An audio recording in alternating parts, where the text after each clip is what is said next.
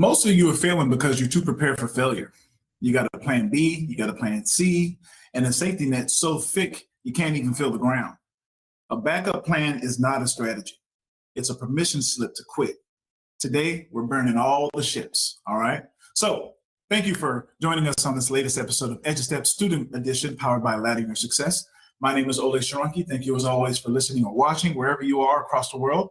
And I'm going to introduce our founder, Festus Samoye. Festus, how you doing today, brother? What's up? What's up? What's up? Doing very well. Thank you. Thank you. Wonderful. And of course, we got Dr. J, Dr. Jamar Crawford in the house. How you doing today, bro?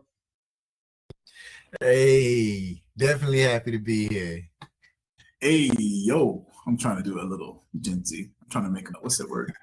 I'm trying to make him cringe. And of course, last but not least, we got the one and only Daniel Hill. How you doing today, broski? I'm good. I'm like your boy Crawford over there. Crawford like your boy Fonzie talking about, hey. Hey, these kids have no idea what that reference is. That's okay. That boy said, like, Fonzie. They're like, are you talking about Fozzie Bear from Muppet Day? They won't even get that reference. All right, anyway, let's go ahead and jump right into it. So let's talk about B, values and characteristics. Yo, remember, you are the captain. Captains do not look for exits. They look for coordinates, right? Quick stat here. Psychological studies prove that merely having a backup plan can cause people to perform worse on their primary goal. Ooh, I'm gonna say that one more time. Studies show that merely having a backup plan can cause people to perform worse on their primary goal. So my question for the squad is, how does a safety net actually weaken a student's internal engine? I think from the onset, the paralysis by analysis is where it starts. Does this work for option A or option B? And let me say, I'm not one to say you shouldn't have an option, a quote unquote plan B, but I had a saying, and I probably still need to say it more, is you plan for the worst and you hope for the best.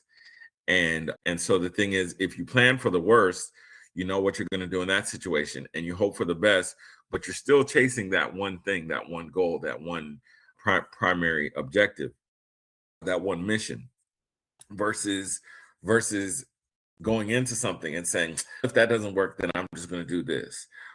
This thing may need a whole different strategy, a whole different approach. And so that's where it's up to each individual to just be really wise about how they plan their futures. I would say, from my perspective, is that it could be depending on an individual person's grit, ability to work through challenges that comes with option A, right? So let's say option B is something that is more stable or something that's a comfortable option. And option A is something that I really want, but it requires me to put in work. It requires me to be challenged.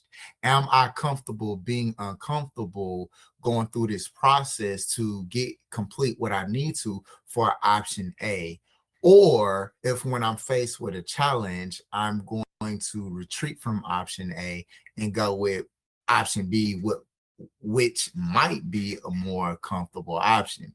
So I would say if option A is aligned with your purpose and what you want to do, there's nothing wrong with having an option B, but give it your all and don't quit. Don't take no for an answer.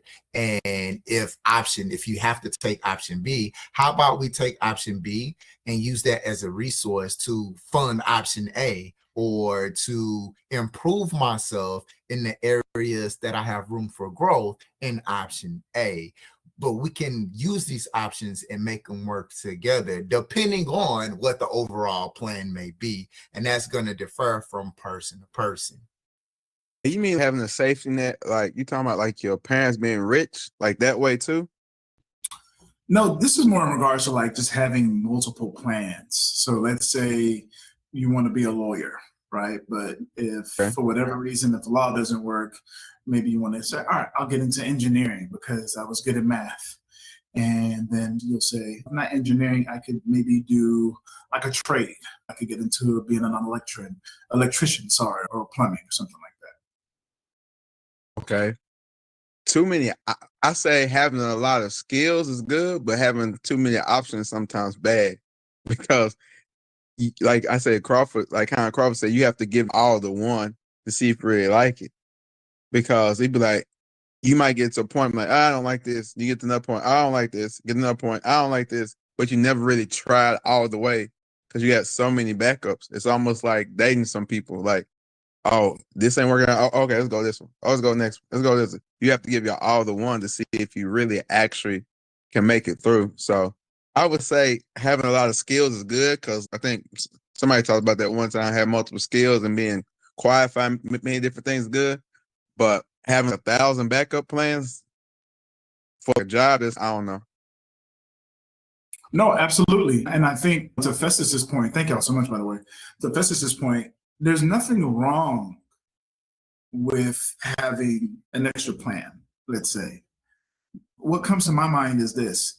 If you have a plan, this is your plan A, and your plan B is something completely on the on the opposite side of the spectrum, I got some questions. Because if you have another plan, it should be somewhat aligned with what your first plan is. So if we're talking two different things on opposite sides of the spectrum, I'm gonna ask you to go back to the drawing board. I'm gonna ask you to reintroduce yourself to yourself and understand what your passion and your purpose is, right? Because if you're looking at that diagram and let's say there's an X or a cross, like the quadrants on a graph. If you've got one in quadrant 4 and another one in quadrant 1, they should be in the same quadrant is what I'm trying to say. They should be pretty close to each other, right? And so that's where my first question would come in. And to our earlier point in our parents' talk, we were talking about it's okay. Now, I'm not telling anyone to take a gap year, but take some time to really make sure you understand where you're going in this journey, okay? It's okay to take that time, you know. Of course, you have a regular teenage life, but you want to make sure you have that question answered and stamped before you move on, okay? So when we're talking about, we're going to jump into know. I want y'all to understand in regards to know, where are my resources? How do I get access to my resources? Clarity is your primary survival goal, just like we just talked about. Clarity is your primary survival gear. You don't need a backup plan if you have that engine fully tuned and you know exactly where you're going. 80% of college students change their major at least once. 80% of college students change their major at least once. Often because they lack identity clarity before enrolling. Where were you before you enrolled into college or university? You were in high school, okay? So for the squad, how do we find that clarity when the world is constantly shouting, you need a plan B, or they're constantly shouting, you gotta have this, you gotta have that. They're constantly telling that you gotta have something waiting in the holster, if you will. I think, oh, Ganache, go ahead, bro. You got it, man. Go ahead. You finna dive. Yeah, no, I was gonna say, I think that's the thing is that there's a saying, consider the source, right? Is who is telling you that? A lot of times, some people have given up on their hopes, their dreams, their aspirations, and they bring that same energy to you. Okay, you need to have plan B because my thing didn't work out. And it's your thing didn't work out because you was, drinking and you was doing whatever, you know what I'm saying, while doing your thing. And that's why it didn't work out. I'll give this one example. I went back when I was working in a hospital. I used to ask older people about marriage a lot and their marriages and what they did to be successful. You would see people who are married so many years and you say, hey, what's the secret? And so this lady comes in one time and she's, oh, how old are you? I'm like, I'm 25. She said, 25, why would you want to get married? She said, no, you're way too young to get married. She said, that's just a risk. And then she says, see, I was young when I got married and we was doing crack and then he couldn't get off the crack. And I was thinking, your marriage was the problem, is the fact you was doing crack was, you know what I'm saying? But that's what people do sometimes. And so you gotta, to me, in terms of them saying, oh, you need to have a plan B or you need to do this, you need to consider a source. And I would say also to add to Fister's statement, which he's basically talking about people projecting their own personal problems onto others, is having a clear set plan A, thought out, researched plan A with different options for you to achieve plan A, whatever that plan A may be for whatever career that you want to get into. What is the educational requirements? What is the amount this education is going to cost you, and compare it to different institutions and things of that nature?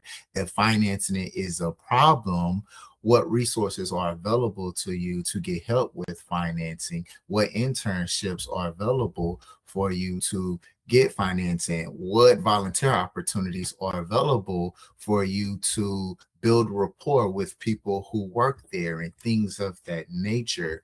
What work study programs do different institutions have for you? What do the different schools specialize in the program that you want for plan A? So having a clear, sound plan A is also best. And then another thing, shoot, if you don't have people around you that are going to support you, don't give them the opportunity to discourage you from plan A.